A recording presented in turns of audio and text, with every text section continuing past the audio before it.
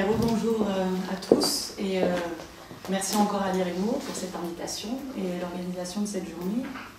Je vais mettre un petit chronomètre comme ça. Donc oui, pour cette communication et pour poursuivre un peu la réflexion sur les scènes artistiques et culturelles de la région et ce qu'on a dit ce matin et cet après-midi, j'aimerais vous présenter quelques éléments qui concernent ma recherche doctorale et on va resserrer vraiment le focus sur ce qui se passe au Liban en ce moment et qui fait aussi surtout écho à ce qui a été exposé ce matin par Claudine Dussolier. Donc en fait, je travaille sur la formulation d'une demande pour les politiques culturelles au Liban de la part de différents types d'acteurs locaux.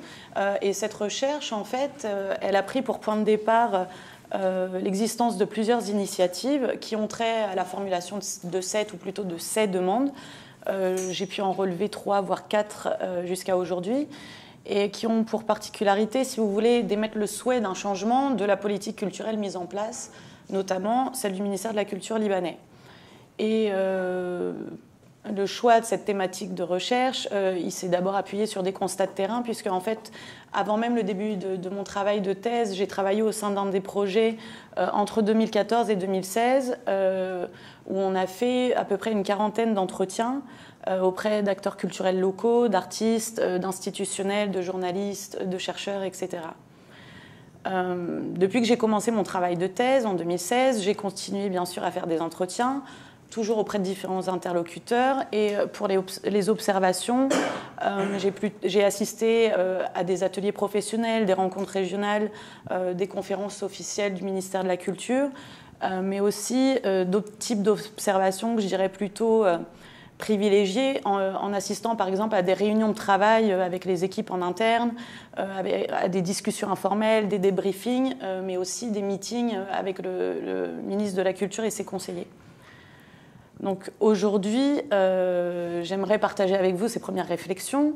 J'aimerais d'abord revenir un petit peu sur le contexte d'émergence de ces initiatives en posant quelques éléments clés sur les scènes artistiques libanaises, et dans ce cas, au final, plutôt même beyroutines. Ensuite, je vais m'attarder sur 3 études de cas qui font partie de mon terrain de recherche. À travers ces 3 exemples, en fait, j'aimerais m'attarder, je vais vraiment y revenir dans le détail sur la formulation des projets, leur méthodologie de travail, aussi les acteurs qu'ils impliquent, avec leur réseau de connaissances, leur réseau de financement, leurs attraits artistiques et aussi politiques. Et on essaiera de voir ensuite en quoi l'observation de ces initiatives, elle permet d'une part d'avancer dans la compréhension des scènes artistiques et culturelles locales, du point de vue de leur fonctionnement. Et en fait, ce qui m'intéresse, c'est la structuration des rapports sociaux qui composent ces scènes artistiques. Et dans un deuxième temps, je vais essayer de replacer ces initiatives au sein d'enjeux sociétaux plus larges, où cette demande pour le développement des politiques culturelles est commune à différents milieux artistiques dans la région. Le Liban n'est pas du tout un cas isolé, puisqu'on observe le même genre de projet, que ce soit en Jordanie, en Égypte, en Palestine, aussi au Maghreb, notamment, on en parlait ce matin avec l'association Racine, qui est souvent considérée comme très avancée dans le domaine par les acteurs. Donc en fait, on va essayer de voir en quoi, finalement, l'étude de cette demande collective pourrait laisser entrevoir des phénomènes de recomposition sociétale articulés ici autour d'une revendication d'un droit à l'art, de la mise en discussion au sein de la sphère publique de la place de l'art dans la société. Donc cette demande en matière de politique culturelle, comme j'ai dit, c'est un phénomène qu'on peut observer au Liban, et il s'agit d'initiatives qui relèvent de la société civile, qui sont initiées par des groupes d'acteurs culturels locaux, et qui vont prendre forme au sein de dispositifs distincts et vont s'inscrire à plusieurs échelles, régionales et aussi transnationales. Je ne vais pas faire ici une présentation détaillée des scènes artistiques libanaises, mais je vais revenir juste sur quelques éléments clés sur la situation locale et régionale de ces scènes. Donc voilà, Beyrouth, on le sait, tient une place importante en matière artistique dans l'ensemble de la région. Elle est souvent considérée comme un laboratoire, comme un lieu de passage, d'adoption de beaucoup d'artistes et d'intellectuels, un lieu de diversité culturelle, de liberté d'expression avec une scène très dynamique et parfois avant-gardiste. Et tout ça pour différentes raisons, que ce soit sa position géographique, son héritage historique ou même la configuration politique particulière du pays. Et ces scènes artistiques et culturelles, elles n'ont pas attendu la création d'un ministère de la Culture seulement apparu en 1993 pour pouvoir exister, se développer et s'exporter à l'étranger. Ce ministère, il possède un budget très restreint et donc une très faible capacité d'action. Et finalement, ce sont beaucoup d'institutions, comme dans d'autres contextes, et d'organismes privés, que ce soit des banques et des entreprises locales, des fondations, mais aussi des ambassades étrangères et des organisations internationales, qui vont jouer un rôle prépondérant et quasi exclusif dans le financement des arts et de la culture. Pour ce qui est du contexte actuel, on peut dire que depuis une dizaine d'années, voire un peu plus, ces scènes présentent une forme de renouveau qui s'est traduit par certains changements et développements qui étaient déjà en cours mais qui se sont accrus durant cette période. On parle souvent de l'après 2006 d'ailleurs, on en a parlé ce matin aussi. Et même si ce dynamisme et cette vitalité dépendent toujours des événements qui vont secouer le pays et qui vont secouer la région, on constate quand même un nombre d'acteurs culturels en augmentation, avec une jeune génération qui souhaite s'investir davantage dans son pays plutôt que de rester à l'étranger après les études. On assiste aussi à l'ouverture de nouveaux espaces artistiques et culturels, beaucoup de centres et de galeries d'art, mais aussi beaucoup de cafés-concerts et des lieux de résidence artistique. Et d'autres équipements culturels qui existaient auparavant aussi vont diversifier leur programmation et de cette manière vont fidéliser de nouveaux publics. On peut dire qu'on observe aussi des formes de collaboration nouvelles, pluridisciplinaires et plus internationales. Et du coup, on peut souligner aussi la présence plus importante ces dernières années des artistes syriens au Liban, qui ont été de passage beaucoup, aujourd'hui sont partis, mais il en reste encore qui sont installés au Liban et qui ont pris complètement part à la vie culturelle libanaise et contribuent grandement à son dynamisme.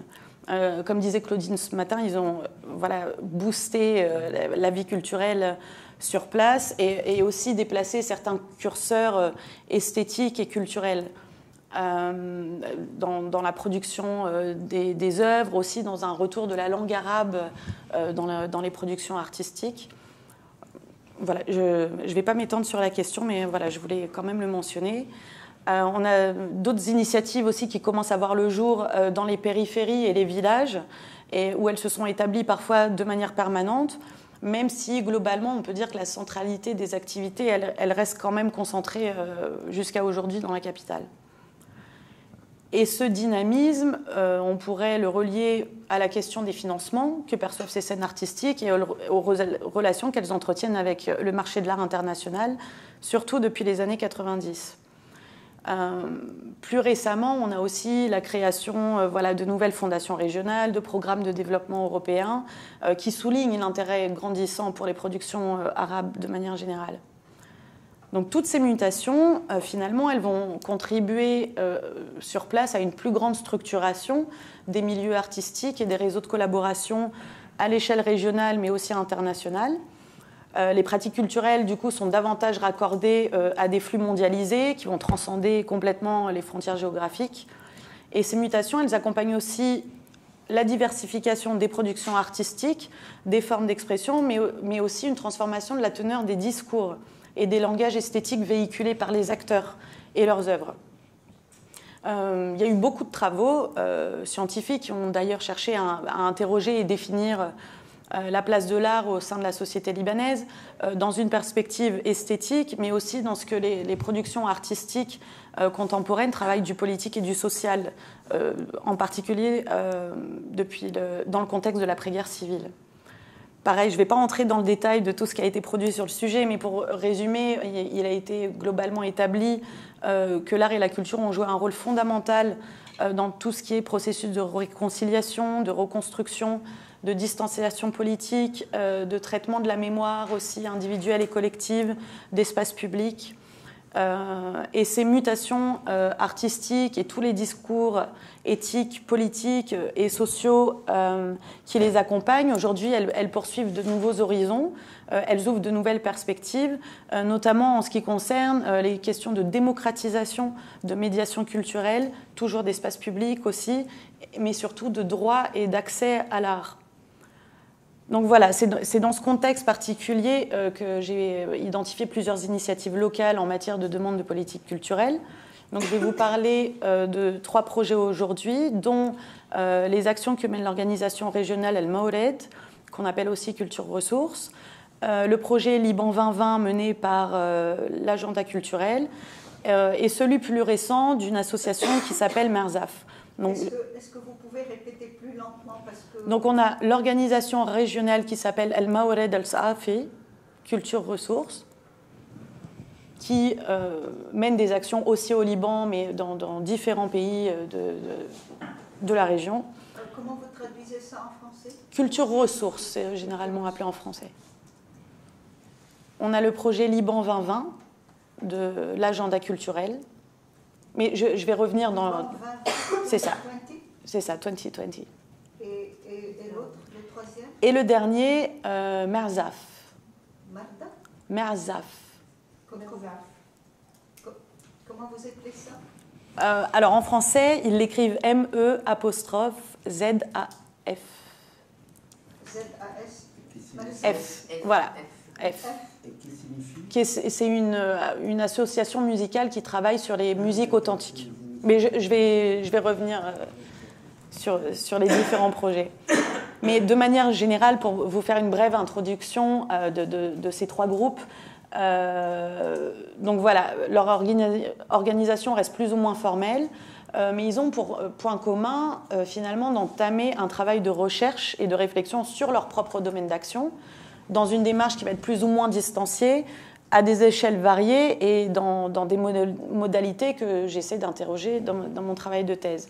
Donc c'est souvent autour de discussions, d'échanges, de rencontres, de mise en réseau, mais aussi surtout de la production d'études et d'enquêtes qui vont balayer un grand nombre de domaines, que ces groupes vont essayer de mieux circonscrire leur scène culturelle et artistique. Ils vont chercher à mieux connaître les systèmes institutionnels, les cadres légaux, les mécanismes de financement locaux et internationaux.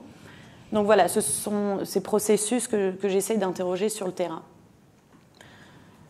Donc le premier projet, je vais commencer par Liban 2020, qui s'appelle en entier Le monde culturel libanais à l'horizon 2020. Donc il est porté par l'entreprise Mersal.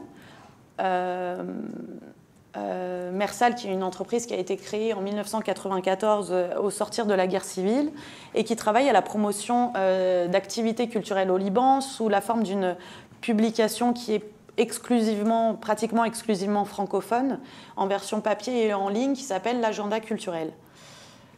Excusez-moi, je n'ai pas compris la relation entre 2020 et agenda culturel. Je vais y venir.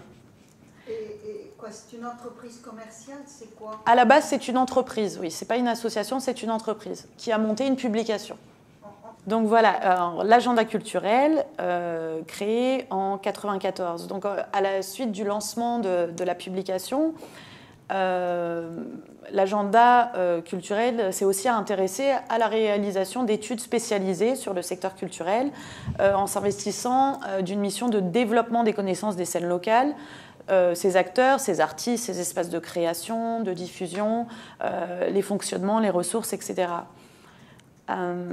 Donc ils ont publié 3 études de ce type entre 2000 et 2008, notamment sur le mécénat et les festivals, les industries créatives et beaucoup de données statistiques sur la vie culturelle libanaise en général.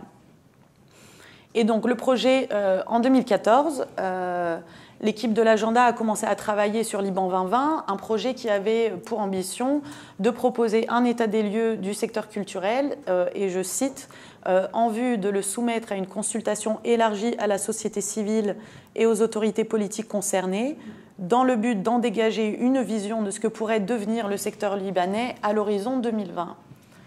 Et 2020, c'est une date assez symbolique pour le Liban, puisqu'il s'agit du centenaire de la création du pays, qui prévoit d'ailleurs de grandes célébrations pour cet anniversaire. Donc on voit déjà que Liban 2020, qui est initié en 2014, il s'inscrit dans la continuité des projets précédents.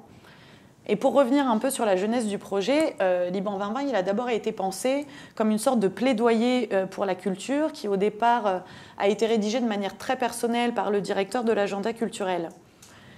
Et au même moment, il accompagne la création de répertoires accessibles en ligne qui sont actualisés au quotidien et qui recensent la plupart des artistes et des organisations culturelles locales, libanaises et étrangères.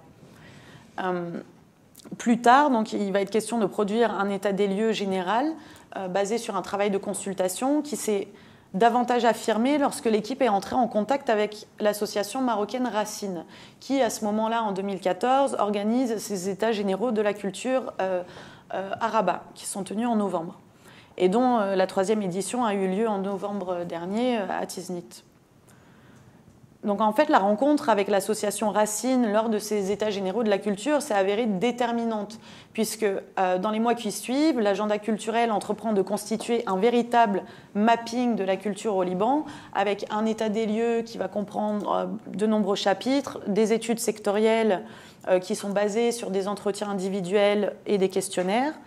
Et le terme mapping commence d'ailleurs à être utilisé par l'équipe de travail à ce moment-là. Il y a aussi un plan d'action quinquennal avec un budget prévisionnel directement adressé au ministère de la Culture qui est aussi rédigé. Et ayant fait partie de l'équipe de travail pendant 2 ans, j'ai vraiment pu être au plus près de toutes les réflexions, les réunions, les travaux et les expériences vécues au quotidien avec l'équipe. Donc les échanges avec l'association Racine, à ce moment-là, ils sont financés par le programme de l'Union européenne MedCulture, qui se donne pour mission de soutenir l'essor des politiques culturelles dans les pays du sud de la Méditerranée, par le biais de programmes de financement, mais aussi et surtout de développement des capacités, de formation et de mise en réseau. Cette organisation fait partie des institutions auprès desquelles l'agenda culturel a demandé des subventions pour son projet. MedCulture s'est aussi chargé de mettre en relation l'agenda culturel avec le ministère de la Culture, sous le ministre Roni Areji il y a quelques années. Et une subvention a été aussi demandée au ministère et accordée l'année suivante.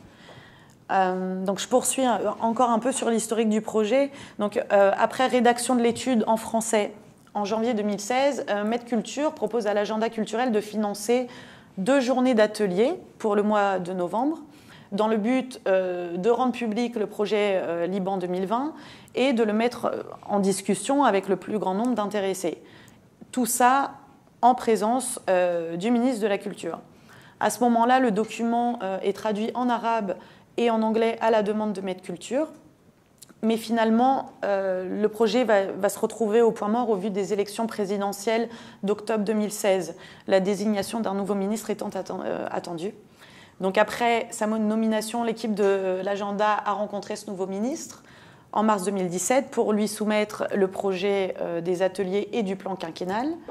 Et là, un manque de clarté au niveau de la passation entre les 2 ministres s'est fait ressentir lors de cette réunion à laquelle j'ai assisté. Celui-ci n'est pas du tout au courant du projet, a catégoriquement refusé d'assister aux ateliers prévus. Et à ce moment-là, la collaboration avec MedCulture va s'arrêter, la présence du ministre de la Culture étant un élément important dans le cadre de leurs activités à ce moment-là.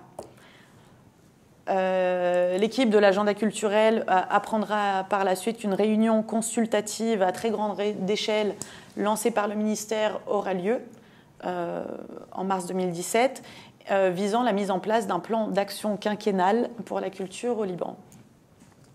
Je m'arrête là pour la première initiative. Je passe au 2e exemple et je vais revenir ensuite sur quelques éléments d'analyse pour synthétiser un peu.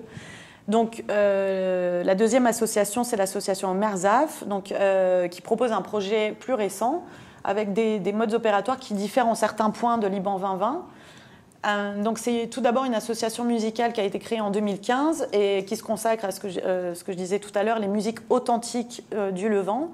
Et leurs activités, elles s'articulent autour de l'organisation d'un festival sur ces musiques authentiques, de la création de projets musicaux et d'ateliers pratiques avec la volonté de s'adresser aux régions en priorité.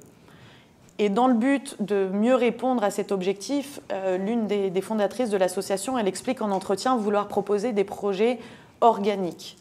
Donc ici, on voit que la volonté d'explorer le paysage culturel libanais, elle s'inscrit dans la bonne marche d'un projet qui cherche à répondre à des besoins qui viennent du terrain, formulés par les acteurs culturels et les artistes basés en région, mais aussi à partir des observations et des diagnostics que va poser l'association en termes d'offres culturelles, de possibilités de collaboration, notamment avec les municipalités, et de mise en réseau des acteurs à l'échelle du pays. Donc cette mission de départ, elle va finalement aboutir au souhait de l'association de produire une étude de terrain plus transversale, qui balaye aussi différents secteurs culturels, différentes pratiques, différents contextes. Et dans la description de leur projet d'étude, Merzaf formule la volonté d'impliquer divers partenaires locaux qui vont être convaincus que cette étude, qui va couvrir différents secteurs de la culture, différentes régions qui vont inclure aussi les camps de réfugiés palestiniens et les camps de réfugiés syriens, qu'une telle étude pourrait donner une idée plus juste de la situation, là je les cite, plus juste de la situation culturelle au Liban et servir directement les acteurs culturels. Et directement lié à ce projet, serait prévu sur le long terme, je cite, la création de politiques culturelles efficaces et surtout décentralisées. En octobre 2016, lors des rencontres satellites organisées par l'IETM, le réseau international des arts du spectacle contemporain, sont des rencontres qui ont rassemblé une centaine d'acteurs culturels à Beyrouth sous la thématique de la liberté d'expression. Les fondateurs de l'association Merzaf font la rencontre aussi de l'équipe de Racine. Et Racine, à ce moment-là, s'apprête à lancer son programme de développement Marsad, qui est financé par SouthMed CV, qui est un autre programme de l'Union européenne sur le développement des capacités. Et Marsad, en fait, c'est une plateforme collective de recherche, d'évaluation et d'observation des politiques culturelles, dont Merzaf va devenir partenaire juste après, en février 2017, avec deux autres associations de la région, Notre Culture d'abord, en Tunisie, et Al-Madina Arts en Égypte. Donc, une première rencontre a lieu en juin 2017 en présence de Racine, Merzaf et d'autres associations libanaises. Et cette rencontre, elle a constitué vraiment une première étape de travail importante pour l'association Merzaf dans la mise en place d'un réseau local pour le développement de son projet d'études. Alors, cette collaboration de Marsad, elle a notamment abouti à une publication des 4 partenaires intitulée « Pourquoi la culture et la solution », parue en décembre 2017. Et cette publication elle a été accompagnée d'un site web désigné comme Observatoire des politiques culturelles, qui fournit des ressources documentaires, des statistiques et des recommandations pour les 4 pays. Ceci dans le but de promouvoir et renforcer les capacités des acteurs, d'aider à la mise en œuvre de politiques culturelles, et le tout vraiment basé sur la méthodologie de travail que Racine a menée au Maroc jusqu'à aujourd'hui.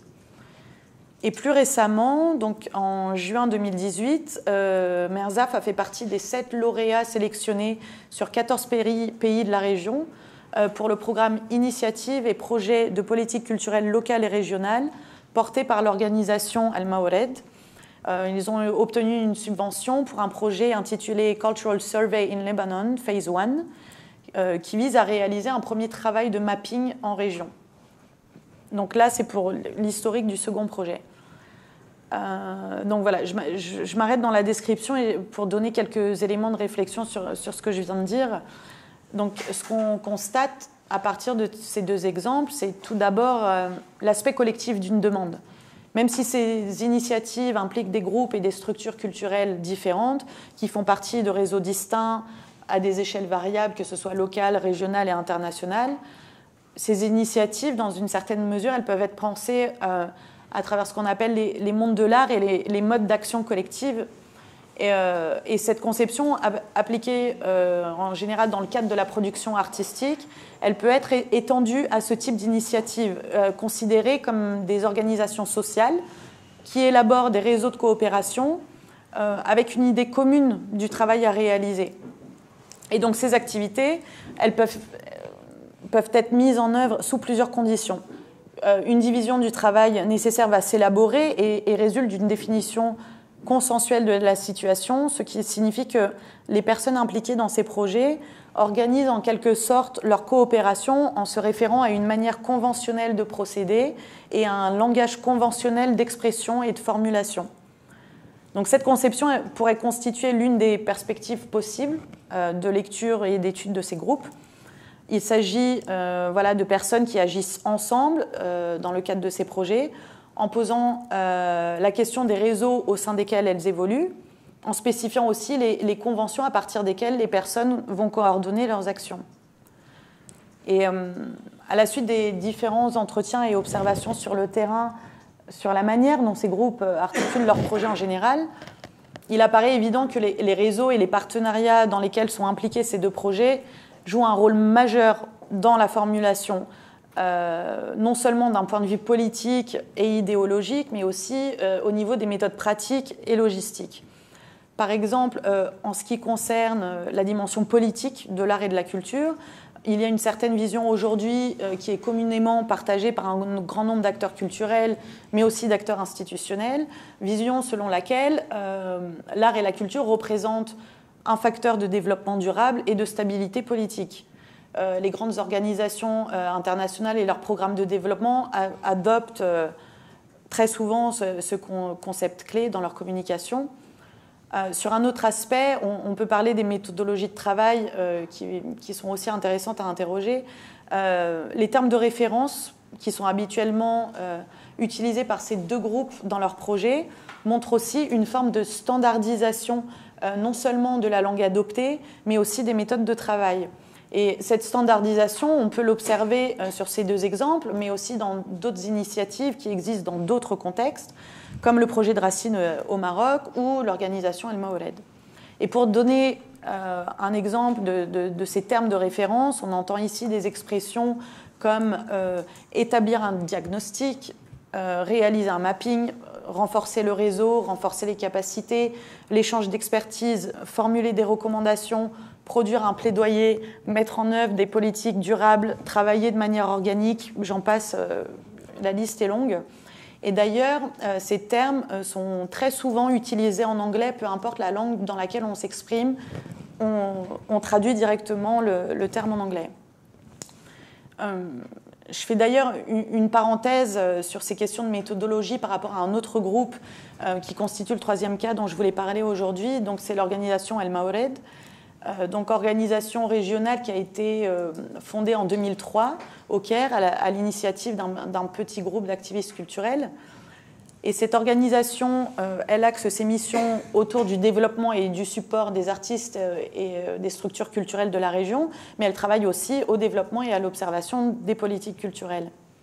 Et en 2009, l'ONG, en collaboration avec la Fondation culturelle européenne, a lancé un programme de recherche sur les politiques culturelles dans la région qui avait pour premier objectif de proposer une formation à des acteurs culturels dans le but de les préparer à la réalisation d'une première enquête sur les principales caractéristiques des politiques, législations et pratiques liées à l'action culturelle dans 8 pays.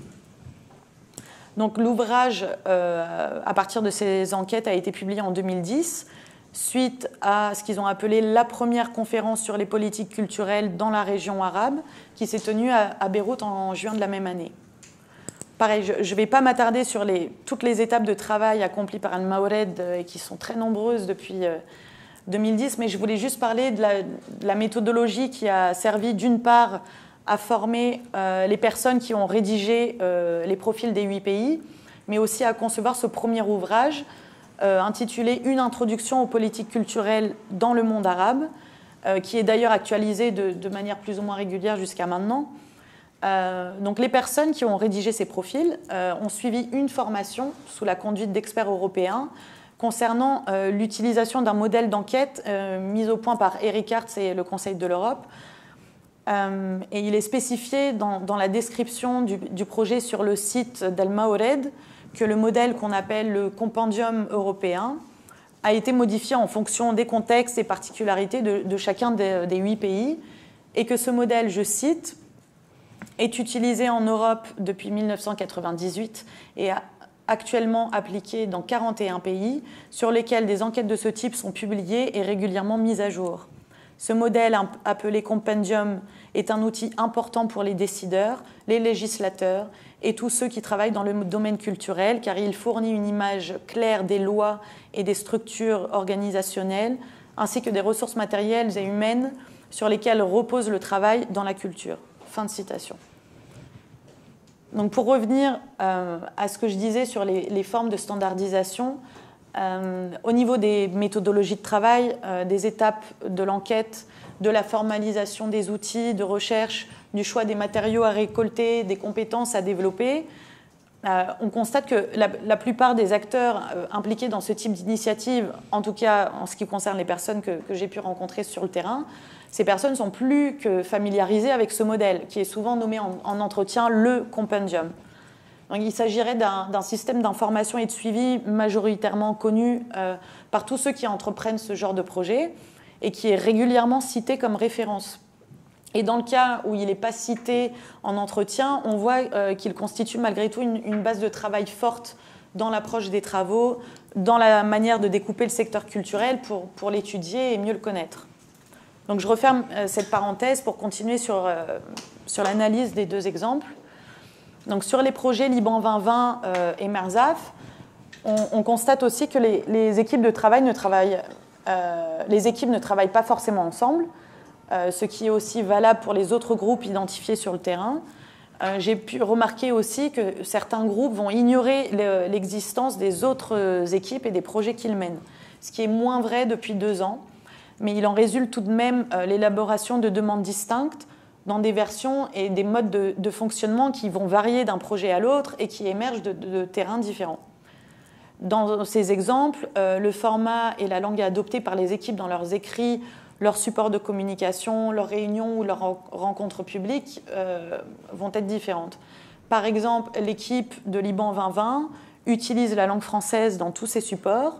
Ils ont traduit, comme je l'ai dit tout à l'heure, leur étude suite à la demande de Maître Culture, car l'utilisation de la langue arabe faisait partie de leur cahier des charges. L'association MERSAF, elle travaille plutôt généralement en arabe et utilise aussi l'anglais pour communiquer ses activités au public.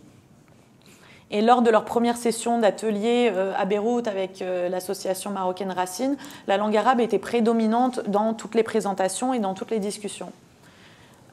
Pour ce qui est du format, l'équipe Liban 2020 n'a pas vraiment cherché à produire un état de l'art, un état des lieux, des publications qui existaient auparavant ou des autres initiatives qui portaient sur les mêmes types de projets et a principalement concentré son étude sur la ville de Beyrouth.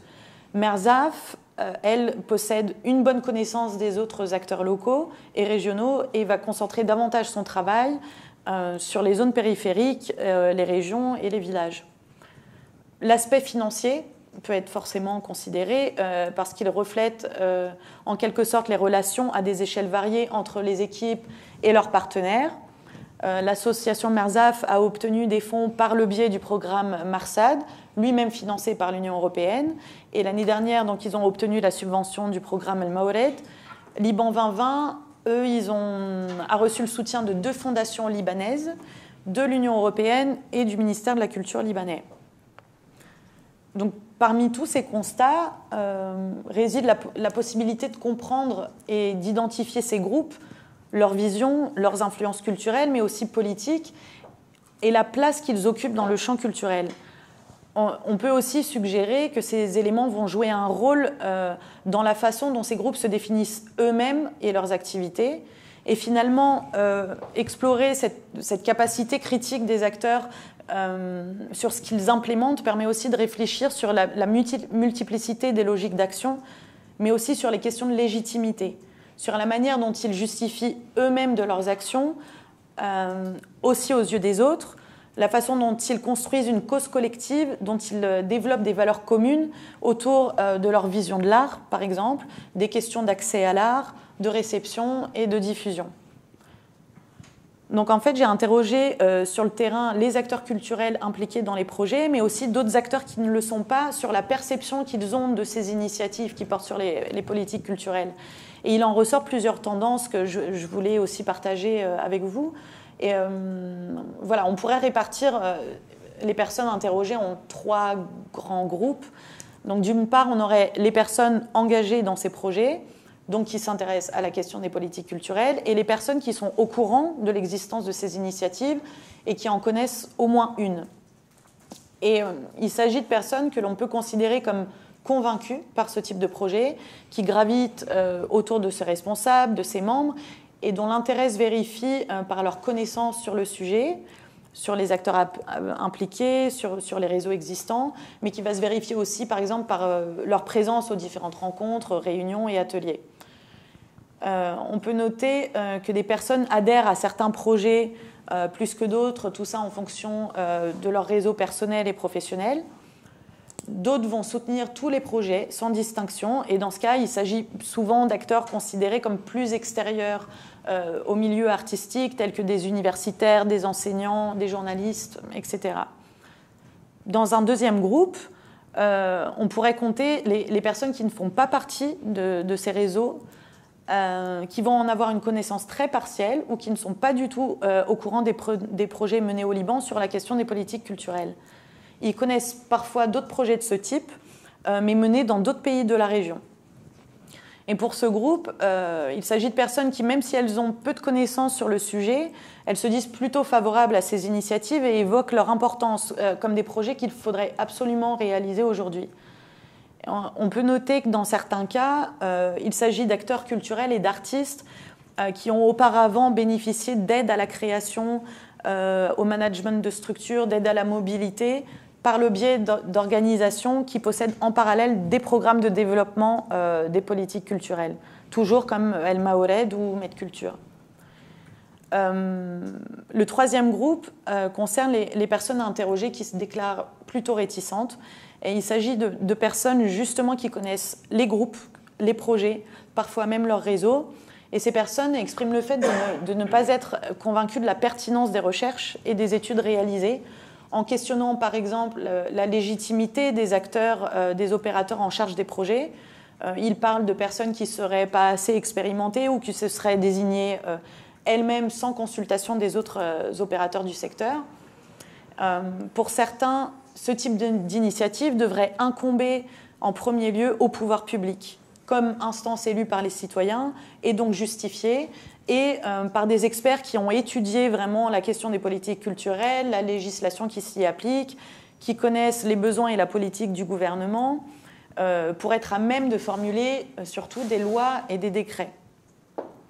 Le petit nombre de personnes en charge de ces projets est aussi évoqué, parce qu'il créerait un entre-soi inévitable et donc une pauvreté des points de vue due au manque de collaboration entre les différents groupes.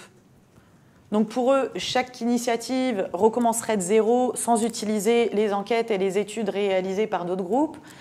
On a aussi la question de l'abondance des fonds qui sont attribués à ces initiatives qui va être remise en question, car ils pourraient plutôt être injectés directement vers les scènes artistiques et culturelles pour de l'aide à la création, de l'aide à la production, à la diffusion.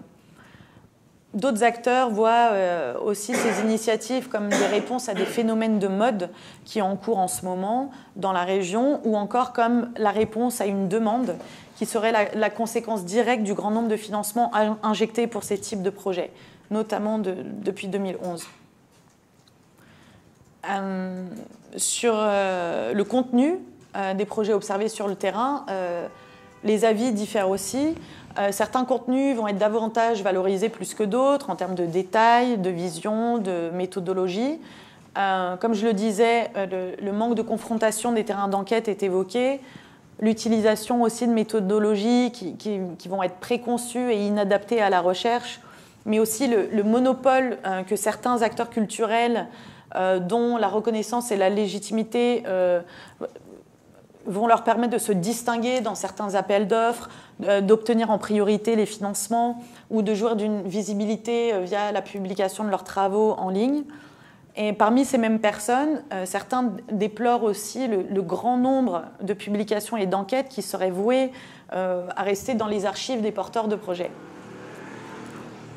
Le désintérêt de certains acteurs culturels pour ce type d'initiative, il pourrait être aussi expliqué par le manque de disponibilité inhérent à leurs conditions de travail et à la précarité de leur statut, avec beaucoup de travaux en plus de leur démarche créative, dans tout ce qui est recherche de financement, mission de diffusion, mission de communication, etc. Donc, comme je le disais au début de ma communication, l'étude de cette demande pour les politiques culturelles au Liban, à travers plusieurs exemples, elle permet d'avancer sur la structuration des rapports sociaux qui architecturent les scènes locales, ainsi que sur la manière dont les acteurs et les réseaux qui les composent font monde. Ce qui m'intéresse ici, en fait, et sur quoi porte ma recherche, si vous voulez, c'est de pouvoir aller au-delà des narratives et des discours que j'ai pu relever sur le terrain, de pouvoir les déconstruire en essayant d'apporter des clés de lecture de ces rapports sociaux. En fait, chacun des acteurs, que ce soit institutionnel, politique, opérateur culturel, artiste, chacun adopte un registre particulier. Parfois avec des thématiques autour desquelles on se retrouve, sur les rôles des arts et de la culture. On en trouve plusieurs, par exemple la lutte contre l'exclusion, la culture comme ciment de l'identité, comme outil de développement et de croissance, comme moyen de rapprochement des sociétés civiles, de renforcement de la collaboration entre les artistes, de dialogue interculturel, etc. Et en fait, il s'agirait de trouver une grille de lecture qui permettrait de prendre de la distance par rapport à ces narratives, dans le but de les analyser plus en profondeur. Il s'agirait de voir aussi ce qui fait que ces acteurs se retrouvent, par exemple, autour de conceptions de l'art, mais aussi autour de manières de travailler, ensemble ou pas, de faire consensus, de s'inscrire dans un réseau ou plutôt dans un autre, de capter des financements, mais aussi la nature de leur relation avec les pouvoirs publics. Et de voir finalement en quoi cela va dépendre d'une série de paramètres, de variables qui entrent en ligne de compte quand on essaye d'observer et d'apporter des clés de compréhension de ces scènes artistiques et culturelles. Dans un pays comme le Liban ou là, ici, dans une ville comme Beyrouth.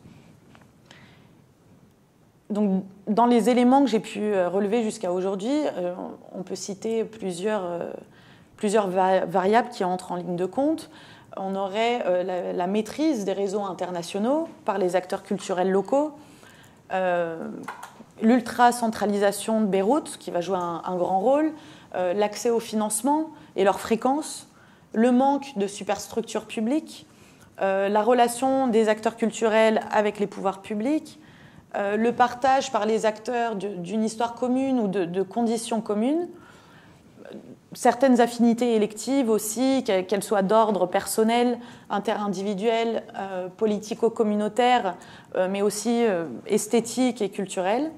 Donc tous ces éléments vont représenter autant de variables explicatives aux phénomènes qu'on peut identifier sur le terrain. Phénomènes comme la concurrence, en termes d'individualisme, de positionnement dans le champ culturel et artistique, d'intégration au sein du marché de l'art, des modalités de collaboration entre les acteurs, de la vitalité artistique des scènes, en termes de contenu des œuvres, d'offres culturelles et les modalités de production artistique.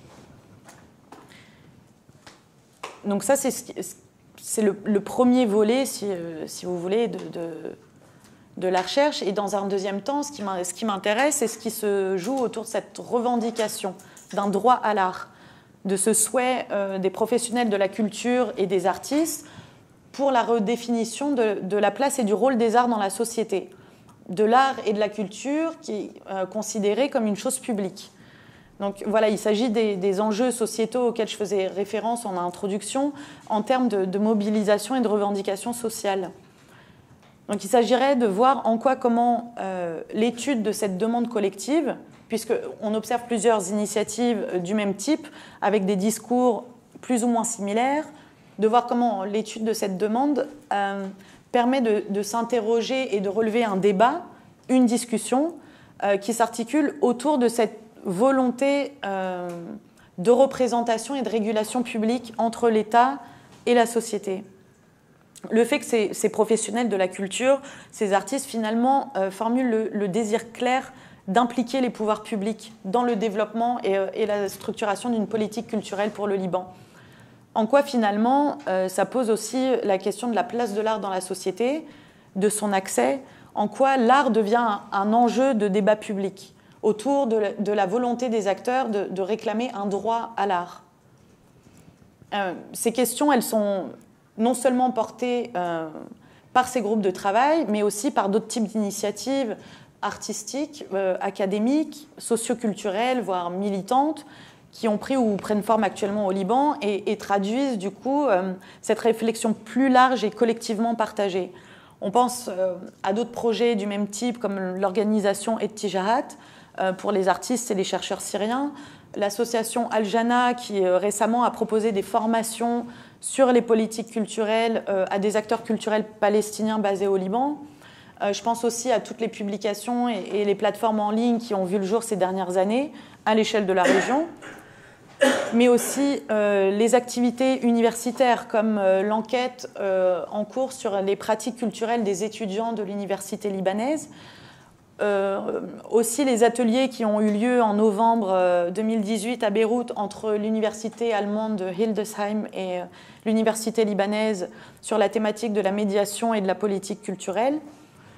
On a aussi des projets artistiques et militants qui questionnent la place des arts dans la société libanaise et qui sont souvent articulés à une réflexion autour de l'espace public.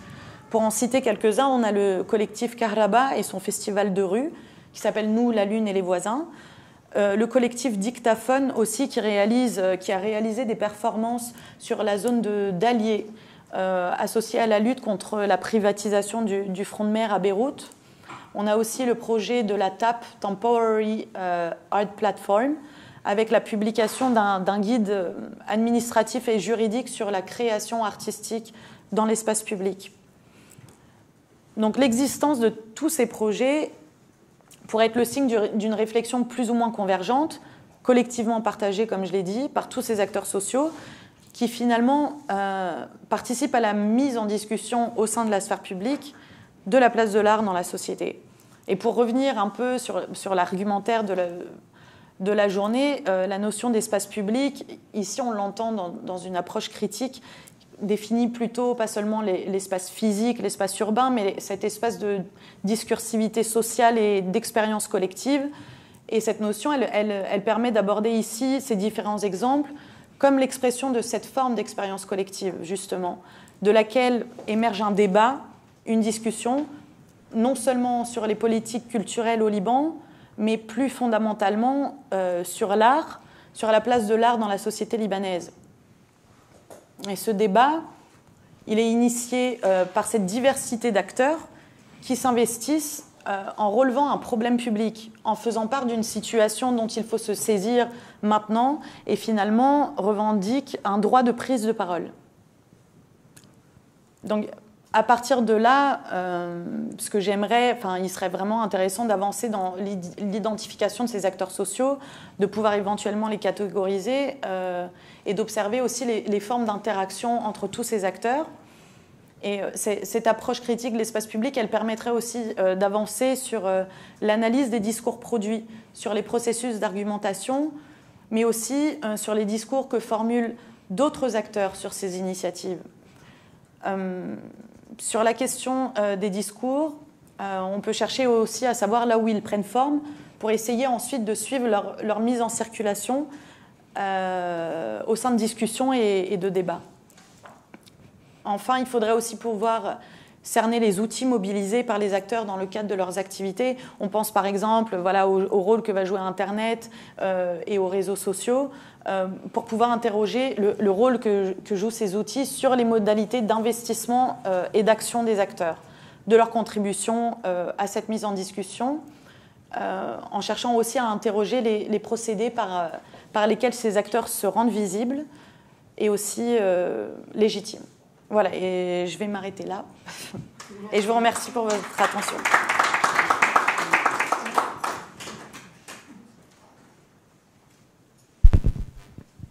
Bien, merci beaucoup Célia Je voudrais faire un premier commentaire. Le premier commentaire serait de dire, j'ai le souvenir, lorsqu'il existait encore l'idée d'une zone euro-méditerranéenne intégrée, je me souviens qu'un gros débat est né dans les mêmes milieux que tu viens d'expliquer, enfin citer, sur la nécessité d'une stratégie euro-méditerranéenne de la culture qui serait donc le cadre dans lequel pourrait être rééquilibrée l'inégalité de l'échange entre les deux rives de la Méditerranée en termes culturels. C'est-à-dire, on parle de dialogue, des cultures, etc. Tout ça, c'est du blablabla.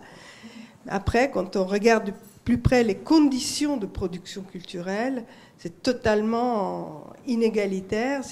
Les écarts sont gigantesques entre des villes de plusieurs millions d'habitants où il y a un cinéma et la ville de Paris, par exemple, etc., etc. Tu vois ce que je veux dire. Et donc, la stratégie euro-méditerranéenne de la culture consistait à créer une sorte de politique publique culturelle à l'échelle de la zone. Et évidemment, cette idée-là n'a pas prospéré du tout. C'était une bonne idée. Et donc, elle n'a pas prospéré. Et ce qui est marrant, c'est qu'à l'origine de l'enquête qui a produit cette idée qui n'a pas avancé, parce que les ministres de la culture de la zone qui avaient eu l'idée n'ont rien fait. L'enquête avait été menée par Basma El-Hosseini, qui était la patronne qui est, je crois, ou était la patronne de Mawred, et Fanny Boukrel, de Med Culture, qui est aussi fini maintenant, Med Culture, mais bon. Et c'est marrant, les mêmes personnes étaient déjà là dans cette espèce d'effort. Et la remarque que je veux faire, c'est qu'il y a quand même une inexistence des États sur cette question. Parce que ce dont tu as parlé, c'est la société civile culturelle qui se saisit de la nécessité de s'occuper des politiques publiques à l'échelle des États, des pays. Et ça aussi, le risque, c'est que tout ça, c'est des choses qui n'aboutiront jamais. C'est juste des wishful thinking à l'échelle régionale. Bon, voilà, c'est tout.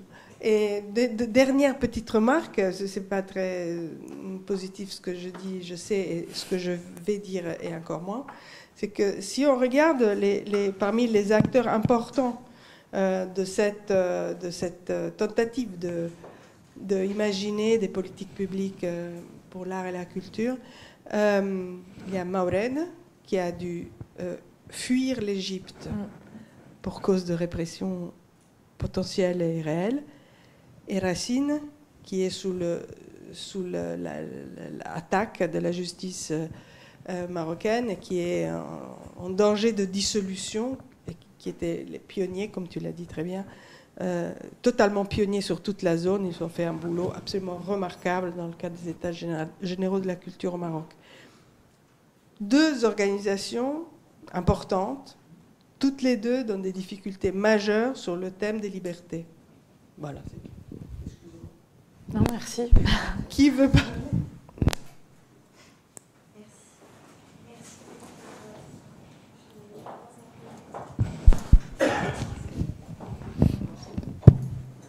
Ouais, merci beaucoup pour votre présentation. Moi, j'ai deux questions que vous avez évoquées et que j'aimerais beaucoup que vous développiez. La première concerne les Syriens, la présence d'artistes syriens à Beyrouth. Là, ça va, c'est mieux ? Oui. Et j'aimerais que chacun se présente aussi. Ce n'est pas mieux. J'aurais bien voulu. Madame a fait une intervention pertinente, mais je veux dire, j'aurais bien aimé avoir votre nom et dans quel domaine vous travaillez. D'accord, je vous le dirai. Oui. Et vous ? Je suis doctorante. Voilà. Et vous appelez ? Laurette. D'accord. Enchantée. Du coup, oui. Donc, ma première question concerne la présence d'artistes syriens à Beyrouth. Et j'aimerais savoir si vous pouviez Vous avez évoqué le fait que les Européens s'ouvraient davantage à la culture arabe. Je crois que vous l'avez exprimé comme ça à un moment donné. Pas comme ça, mais... Alors, justement, c'est l'occasion de peut-être de corriger ce que j'ai mal compris. Quelle place joue, quel rôle jouent les artistes syriens depuis 2011 à Beyrouth sur le marché de l'art? Si vous pouvez répondre aussi précisément. Et ma deuxième question concerne l'impact de la religion et de la politique, donc que vous avez évoqué aussi, dans les relations sur le marché de l'art également à Beyrouth. Donc, par exemple, collectionneurs, artistes, marchands. Est-ce que vous avez observé, est-ce que, le cas échéant, vous pouvez donner des exemples de telles relations qui seraient donc plus dominées, motivées par des questions communautaires ou communautaires ou politiques, plus que par l'esthétique. Voilà. D'accord. J'espère que mes questions ont été précises. Merci beaucoup. Merci.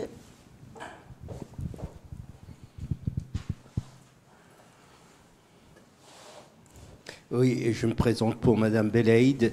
Dans une autre vie, j'étais enseignant. Voilà. Et maintenant, j'assiste ici au débat. J'ai deux petites questions. Vous avez parlé d'organiser des mappings. Il s'agit bien d'une cartographie, mais cartographie de quoi? Ça, c'est ma première question. La deuxième question, vous avez parlé, c'est un petit peu terre à terre, hein, de variables qualitatives, quantitatives, variables explicatives. Et quand on parle de variables, on parle d'individus, c'est-à-dire des observations. Alors, les individus au sens statistique du terme, c'est-à-dire concernent quoi? Des acteurs agissant dans le monde culturel, parce que vous parlez aussi des étudiants. Alors, dans un échantillon où les observations sont des composants, comme les acteurs du monde culturel, et des étudiants qui sont des individus, en tant au sens banal. Alors, quelle est la composition de votre échantillon? Et il y a à peu près combien d'individus dans votre échantillon? Ça, c'est... Et quelles sont les méthodes que vous avez utilisées pour dégager une taxinomie? Parce que je vois une classification des différents groupes d'acteurs. Quelles sont les méthodes que vous avez utilisées? Ou vous avez fait tourner votre échantillon?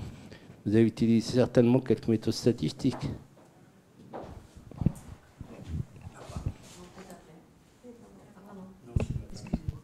Ce n'est pas mieux de lui permettre de répondre à chaque question.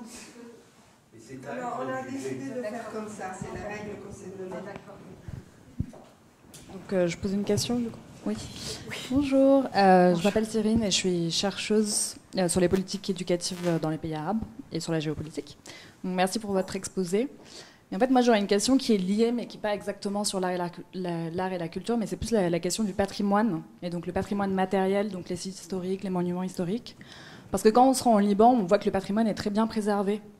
Donc, que ce soit à Byblos, ou à Saïda, ou à Baalbek. Et justement, à Baalbek, le patrimoine est utilisé pour mettre en avant cet art et cette culture, donc les festivals de musique. Donc, en fait, j'ai deux sous-questions. La première, c'est est-ce qu'il y a des politiques publiques culturelles qui sont systématisées sur la question du patrimoine? Parce que, justement, comme vous l'avez dit, c'est un facteur de développement économique pour le tourisme. Et ma deuxième question, c'est est-ce qu'il y a une demande de la population pour la conservation de ce patrimoine qui serait en fait similaire à la demande pour l'art et la culture? Voilà. Merci beaucoup. Merci. Est-ce que ça va? Je vais peut-être commencer à répondre. Je vais repartir dans l'autre sens, je pense. Est-ce que je peux aussi poser une question? Deuxième tour. On a fait les trois premiers, maintenant après on revient à la fin. On va commencer par faire répondre à cette première question et on reviendra. Ok, très bien. C'est mieux peut-être. Donc, je vais commencer par cette question. Du coup, oui,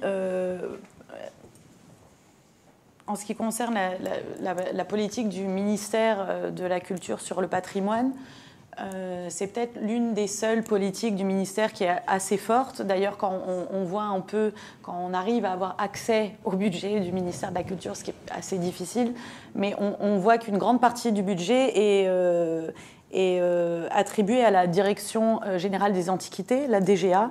Donc, il y a quand même une politique voilà, d'entretien, on va dire, de certains sites historiques et archéologiques. Après, il faut savoir que ça reste quand même des moyens très restreints et que c'est quand même le privé qui va prendre le relais sur la conservation, qui va, par exemple, le musée national, je crois que le niveau inférieur a complètement été financé par le gouvernement italien. Je crois qu'un site archéologique à Byblos a été financé aussi par le Canada. En fait, voilà, on a des gouvernements étrangers et des fondations privées qui prennent le relais dans le domaine du patrimoine. La deuxième question... Est-ce qu'il y a une demande de la population ? Voilà, côté société civile, du coup, parce que voilà, il y a quand même beaucoup de problèmes au niveau de la préservation des vieilles maisons, ce qu'on appelle les vieilles maisons libanaises. Vous voyez Beyrouth, on voit beaucoup de buildings et beaucoup d'anciennes maisons avec ces 3 fenêtres traditionnelles. Beaucoup de ces maisons sont détruites et voilà, il y a beaucoup de collectifs de la société civile. Je pense à Beyrouth, à Safe Beirut Heritage, voilà, qui fait beaucoup de missions de plaidoyer pour la défense de ce patrimoine urbain. Donc oui, la société civile, encore une fois, joue complètement un rôle aussi dans le domaine du patrimoine. Ensuite, c'était vous. Donc oui, alors il y avait la question du mapping. Donc voilà, dans le secteur, c'est ce qu'on entend par mapping. Ça veut dire de vraiment comptabiliser et recenser les acteurs, les lieux culturels, que ce soit les cinémas, les salles de spectacle, etc., d'avoir vraiment une connaissance fouillée de tout ce qui existe. Quand je parlais des variables, en fait, si vous voulez, je ne fonctionne pas vraiment par échantillon, etc. Quand j'ai évoqué les variables, si vous voulez, c'est parce que j'essaye d'avoir... je disais d'essayer de comprendre comment cette scène culturelle et artistique, elle fonctionne comme monde. Qu'est-ce qui fait... C'est très bon ce que vous avez dit, madame. C'est des variables explicatives, mais c'est excellent. Oui, j'essaye juste de remettre dans le contexte pourquoi j'ai utilisé ce terme de variable. C'était d'essayer de voir ce qui rentre en ligne de compte quand on essaye d'aborder la scène artistique libanaise. Qu'est-ce qui fait que cette scène, elle fonctionne comme ci ou comme ça, que les gens travaillent ensemble ou pas? Quelles sont les affinités qui font que les gens se retrouvent autour de quelque chose, autour d'un lieu, autour d'acteurs, autour d'une discipline? Et voilà, en fait, dans mon travail, j'essaye aussi si vous voulez, de trouver quels sont tous ces éléments qui rentrent en ligne de compte quand on essaye de décrire cette scène artistique. Vous avez observé ces variables sur des individus. Voilà, donc là j'en viens à la méthode. J'en viens à la méthode que j'expliquais, je pense, au début de mon intervention, mais il s'agissait beaucoup d'entretiens. Donc je fais des entretiens individuels avec des acteurs culturels, des artistes, des institutionnels. Donc, c'est des entretiens il n'y a pas de questionnaire préétabli, ce sont souvent des discussions, voilà, très libres, et des observations, ce qu'on appelle participantes. Donc, ça veut dire en assistant à des réunions, des rencontres, voilà. C'était faux. Et tout est consigné, enregistré. Pour les méthodes d'analyse de ce questionnaire qui est fantastique, on peut en parler tout à l'heure quand vous aurez fini. Ça marche. Je peux vous donner quelques minutes. Ça marche, merci. Et on avait, donc c'était vous sur la présence des artistes syriens, c'est ça? Éventuellement, puisque vous avez fait l'entretien, si vous aviez observé, quel était l'impact de la politique et de la religion dans les relations sur le marché de l'art, voilà, les rapports entre les collectionneurs, les artistes. Quel rôle ils jouaient dans l'achat, dans la vente, dans la religion et la politique?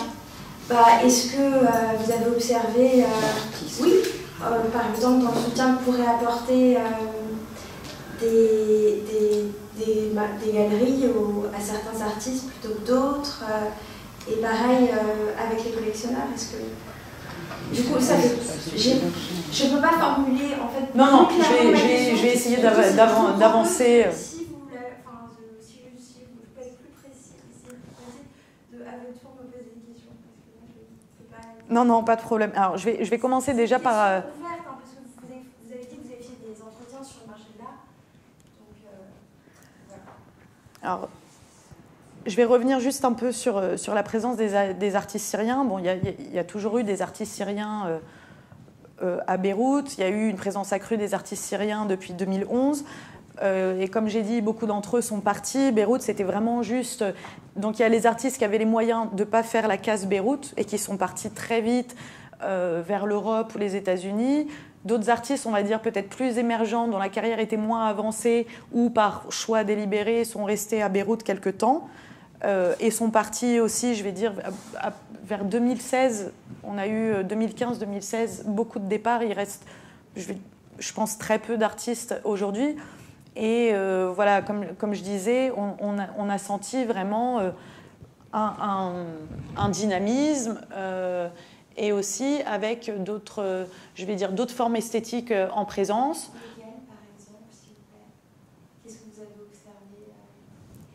J'y viens. Donc, si vous voulez, dans le détail, si vous voulez un peu de détail, par exemple, je parlais de la langue arabe. La langue arabe a retrouvé une place un peu plus importante sur la scène culturelle beyroutine, que ce soit, par exemple, dans le domaine de la musique ou même dans les cafés-concerts où on va avoir des groupes de musique actuelle, que ce soit de rock, de rap, etc., la langue arabe est remise à l'honneur. On a des artistes qui tiennent absolument à s'exprimer en langue arabe et du coup, on a une collaboration entre artistes syriens et artistes libanais qui vont travailler ensemble aussi parce qu'il y a eu beaucoup de collaborations. Dans le domaine du théâtre aussi, on peut l'observer pour la langue arabe. Je ne sais pas si je déroule encore parce qu'en soi, c'est déjà un vrai sujet de recherche et je peux donner des références sur des gens qui travaillent vraiment sur la question. Et sur le marché de l'art, ce que je répondrais par rapport, si vous voulez, aux galeries libanaises qui vendent des tableaux, on est sur des logiques de marché. Donc, c'est le marché. Je veux dire, il n'y a pas vraiment... Je dirais que la dimension confessionnelle ou politique ne rentre pas forcément en ligne de compte puisqu'on est vraiment sur des logiques de vente. Les dynamiques confessionnelles et politiques vont entrer sur un autre niveau, peut-être sur des réseaux de personnes, même si, et je pense que c'est important de le signaler, la scène artistique beyroutine est constamment en train de revendiquer cette chose. Elle se voit quand même comme un milieu qui serait extérieur à toutes ces dynamiques communautaro-politiques qui traversent de part en part le Liban, ce qui n'est pas forcément vrai toujours. Même sur la scène artistique, on voit des affinités, je vais dire, politiques. Mais voilà, c'est pas quelque chose de systématique dans le milieu artistique à Beyrouth. En fait, il faut être très, très, très... c'est pour ça que je suis assez prudente dans ce que j'essaye de dire, parce qu'on ne peut pas plaquer ce système politico-communautaire à la scène artistique. Voilà. Mais c'est pour ça que ma question, c'était est-ce que vous en avez observé ? Est-ce qu'il y a... Non. Non, c'est juste une prudence de ma part, parce que justement, c'est un sujet même très délicat. De manière personnelle, je peux en témoigner dans les entretiens. Hein, la question communautaire et politique, on n'a pas envie de l'aborder parce que justement, ce sont les choses contre lesquelles on lutte. Aujourd'hui, on veut avancer, on veut parler de démocratie, de citoyenneté. Et voilà, les artistes n'ont pas forcément... envie d'aborder ces questions-là, même si elles sont importantes à aborder dans un contexte comme le Liban. Ouais. Bon, on va repartir avec... C'était juste pour rebondir par rapport à ce que tu disais, par rapport à la confession, que les artistes ne veulent pas. Moi, l'exemple de l'Irak, et des artistes, Yagouta Belgassem, voilà. Yagouta Belgassem, voilà. de l'association Plateforme. Plateforme Siwa, voilà. Et pour rebondir sur ce que tu disais, à Bagdad, c'est très clair, quoi. Aucun artiste ne veut répondre à cette question-là, parce que justement, ils trouvent qu'on divise trop souvent les choses et qu'ils veulent se constituer comme un peuple irakien, ils sont irakiens. Et c'est une question, ce n'est pas quelque chose qu'ils affichent au premier abord, c'est presque de l'indécence. Enfin, souvent, l'Europe a tendance à poser la question, elle est ressentie comme presque indécente de l'intérieur, sachant que dans les familles irakiennes, par exemple, il y a des familles qui se marient entre eux, tout. C'est beaucoup plus, voilà, c'est beaucoup plus poreux et ça fait beaucoup plus fluide au sein du peuple. Voilà. Merci. Oui, moi je voulais te demander, j'y allais. Claudine Dussolier, je suis intervenue ce matin.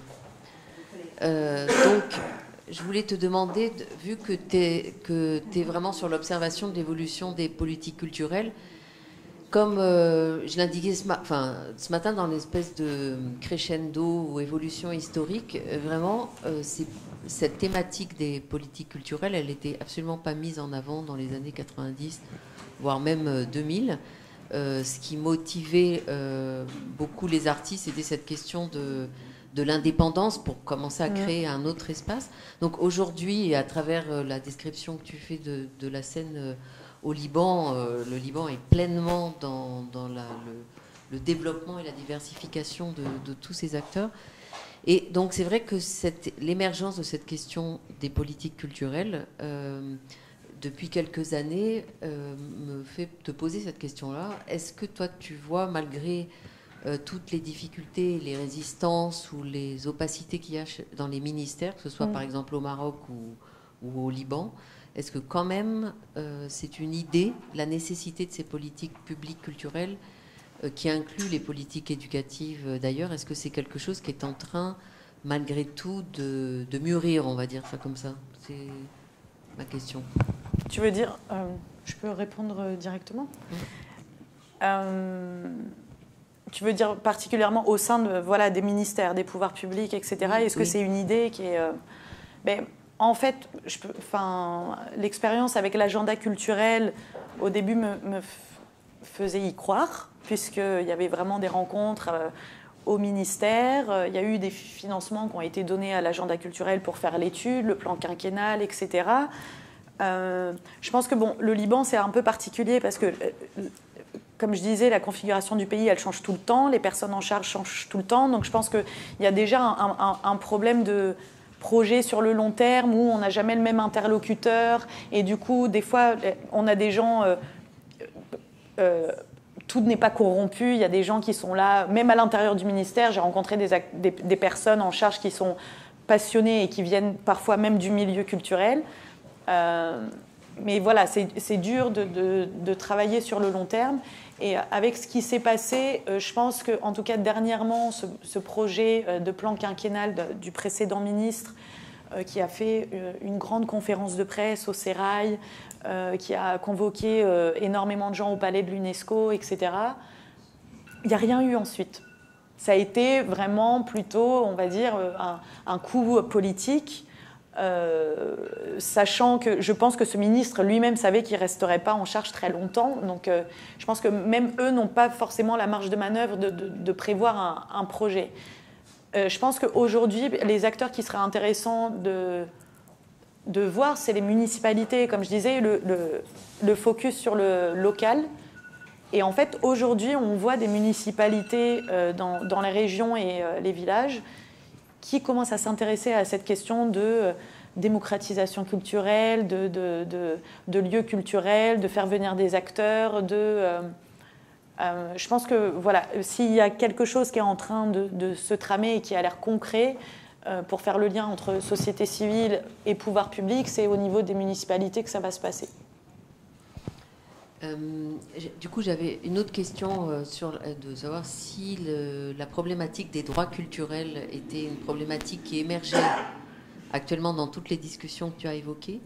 Mais avant de te laisser répondre, je voulais faire une remarque transversale, y compris par rapport à tout ce qui s'est dit depuis ce matin. C'est cette question des territoires, des territoires et des enjeux éventuelles liées à la régionalisation ou à la décentralisation dans chacun des pays. Est-ce que des décentralisations effectives des politiques publiques ne seront pas un peu la clé ou le levier qui permettra d'avancer sur ces questions-là? Parce que réellement, la question du territoire, le territoire rural ou les régions ou le hors capital deviennent les endroits névralgiques où s'élaborent les choses. Et je me demande si c'est pas plutôt dans cette direction, enfin, à l'avenir, si c'est pas quand il y aura plus de choses comme ce que Yagouta a raconté l'autre jour, plus d'ancrage sur les territoires, qu'on arrivera à faire réellement prendre en compte l'importance de la culture à l'intérieur d'une politique globale sociale et politique, quoi. C'est une question plus générale. Mais sur la question des droits culturels, je veux bien en savoir plus.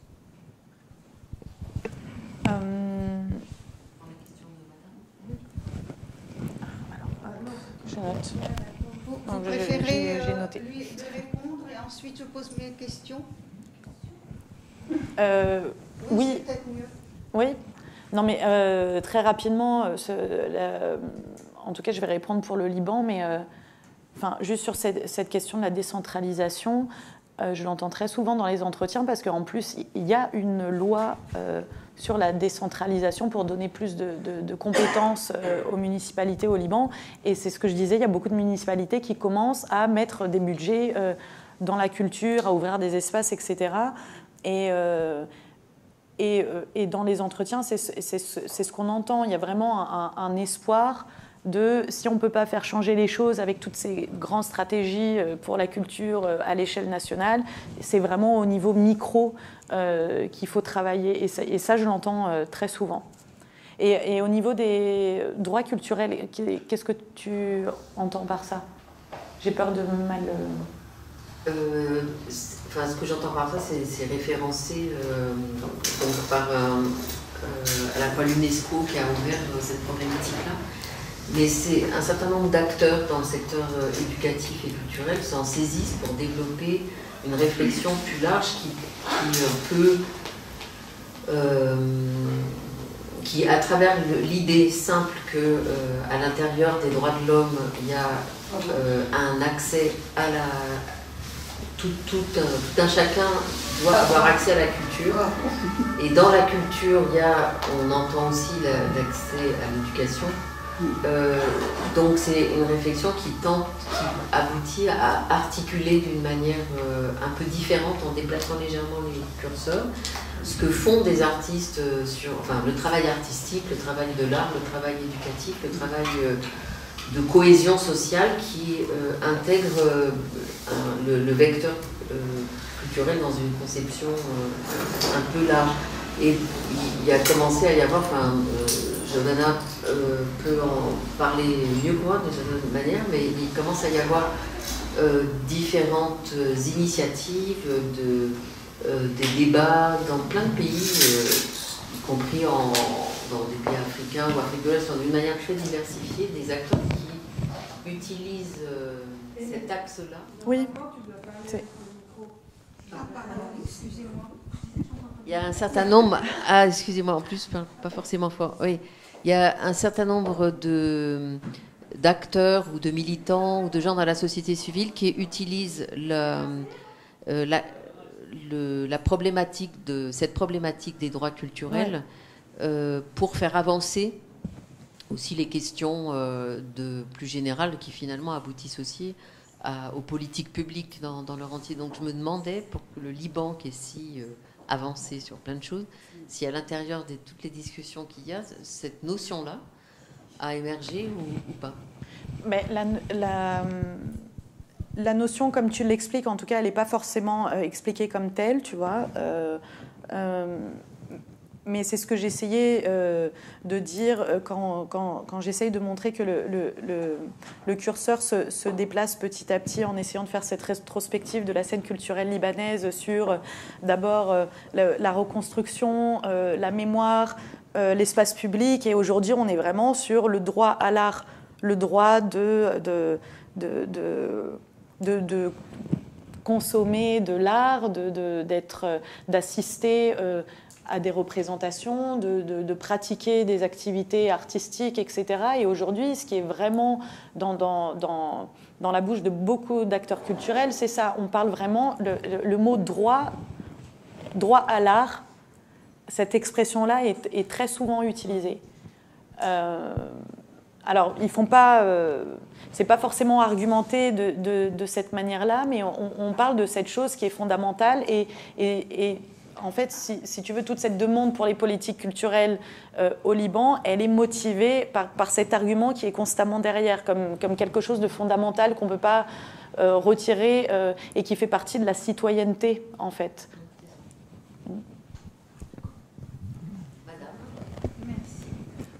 Je suis Héni Srour, cinéaste libanaise. Peut-être vous avez entendu parler de moi. Première femme du tiers-monde sélectionnée à Cannes. Et je voudrais avoir... Bon, d'abord, merci beaucoup pour tout ce que toutes les informations que vous avez données. Je suis anthropologue et sociologue à l'origine, devenue cinéaste, mais je me suis rendu compte et je travaille avec des gens comme la Cinémathèque de Tanger qui donnent le droit à la culture aux plus défavorisés, qui travaillent avec Darna. Peut-être vous avez entendu des femmes démunies qui, Darna juxtapose avec la Cinémathèque de Tanger, et je travaille aussi avec Nadila Kolennas, Club pour tout le monde, qui eux aussi font des projections de films parmi les réfugiés syriens et palestiniens. Et je mets toujours dans mes contrats que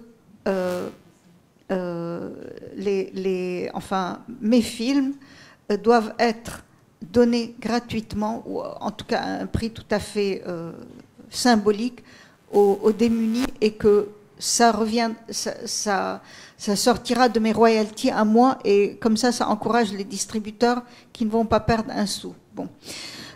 Mais si vous voulez, j'aurais voulu poser des questions. D'abord, je m'excuse de mon ignorance, mais Racine et Mawrid, je ne savais pas que Racine et Mawrid sont en voie de... Enfin, Mawrid vient d'Égypte et qu'ils ont fui la répression, et que Racine est sous le coup de la dissolution pour des raisons politiques. J'aurais bien aimé avoir des détails sur ça. Et j'aurais bien aimé aussi avoir une idée du volume des financements pour ces organisations comme Liban 2020, parce que des gens comme Nadila Kolennas, Club pour tout le monde, font un travail admirable. Pour sauver justement le patrimoine cinématographique libanais. Et je veux dire, il n'y a même pas de cinémathèque au Liban, ou en tout cas la cinémathèque, elle est dangereuse pour les films, parce que les films ne doivent pas être conservés dans l'humidité. C'est la pire des choses. Et en restaurant mon film, L'heure de la libération a sonné, qui avait été sélectionné à Cannes, moi-même, j'étais complètement ignare sur les questions de la restauration, parce que je n'ai jamais été dans une école de cinéma. J'étais sociologue, anthropologue, et je suis venue au cinéma par ce biais.